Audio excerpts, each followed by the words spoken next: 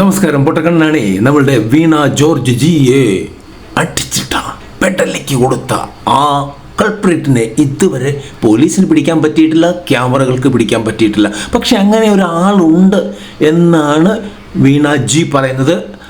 That was an invisible മാൻ, നമ്മളുടെ mister India പോലെ. Okay, minister അതിനെക്കുറിച്ച് എന്താണ് പറയുന്നത് എന്ന് നോക്കാം. കാരണം മിനിസ്റ്റർ ഇപ്പോഴും പെടലിക്ക് മറ്റതുമായിട്ടാണ് നടക്കുന്നത്.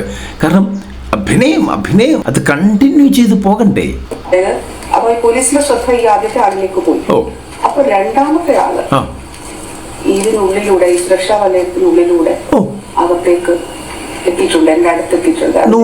അപ്പൊ നമ്മൾ കാണുന്നത് ഈ ഇതൊക്കെ ഇവര് കൊണ്ടുവന്നിട്ടുള്ള ക്യാമറകളാണല്ലോ, വേണ്ടി എടുക്കാൻ വന്നിട്ടുള്ള ഫോണുകളും ക്യാമറകളും ഒക്കെ ആണല്ലോ. അതായത് മാധ്യമങ്ങൾ മുഴുവൻ ഇവരുടെ ആൾക്കാരാണ്, KSUവിന്റെ ആൾക്കാരാണ്. വെരി ഗുഡ്, നല്ല കാര്യം. അവിടെ നിന്ന ആളുകൾ, അതായത് ഇത് ഷൂട്ട് ചെയ്തുകൊണ്ടിരുന്നവർ, കുറെ നാള് മാധ്യമങ്ങളിൽ ജോലി ചെയ്തതല്ലേ എന്റെ വീണ ജോർജ് ജി. എങ്ങനെയാണ് നിങ്ങളുടെ മാധ്യമപ്പടകൾ പപ്പരാസി പോലെ മനുഷ്യരെ ആക്രമിക്കുന്നതെന്ന് നിങ്ങൾക്കറിയാം. അപ്പോൾ ഇങ്ങനെ പച്ചക്കള്ളം പറയരുത് എന്റെ വീണ ജി.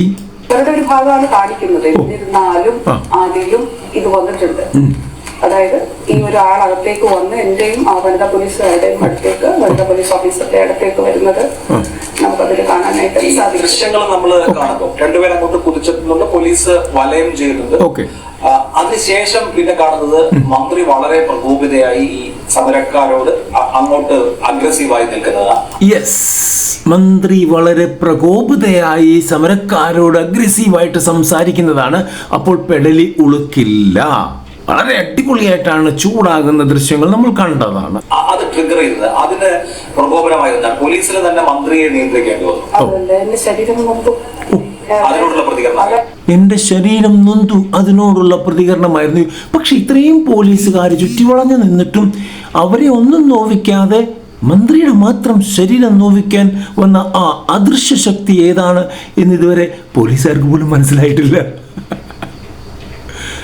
പോകാൻ വരട്ട്. സബ്സ്ക്രൈബ് ചെയ്തിട്ട് പൊട്ടക്കണ്ണനാണേ.